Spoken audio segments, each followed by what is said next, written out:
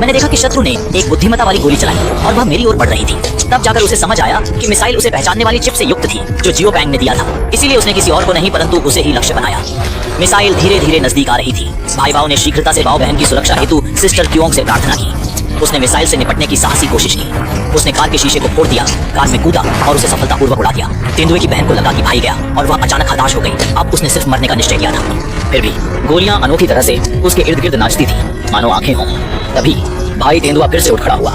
इस दृश्य को देखकर तेंदुए की लड़की ने फिर से उम्मीद बांधी। इसके चलते तीनों ने मिलकर खूनी संघर्ष करने का संकल्प लिया। लेकिन दुश्मनों की अधिकता थी। 3 सिर और 6 हाथ भले ही हो, एक सिर की परवाह करते हैं, दूसरे की नहीं। अनजाने में सिस्टर क्योंग को गोली लगी और वह ढेर हो गई। इसे देख भाई तेंदुआ ने उसे उठाए बिना सहायता की कोशिश की, किंतु उसे भी गोली लगी। इससे भी बढ़कर एक और मिसाइल उड़ चुकी थी। स्थिति को अंत देख तेंदुए की लड़की ने भाई तेंदुआ पर गोली चलाने के अलावा और कोई उपाय नहीं सोचा। तथापि भाई डाओ का अंत नहीं हुआ था। 3 महीने बाद वह अचानक चेतन हो गया और महसूस किया कि वह एक रोबोट में परिवर्तित कर दिया गया था और जिसने उसे बचाया वह तेंदुए की बहन के पिताजी थे। इसी समय उसे तेंदुए की लड़की की असलियत का पता चला कि वह एआई खुफिया के साथ जब वह छोटी थी तब उसमें प्रत्यारोपण किया गया था और इस वजह से वह बचपन से ही सब कुछ जानती थी।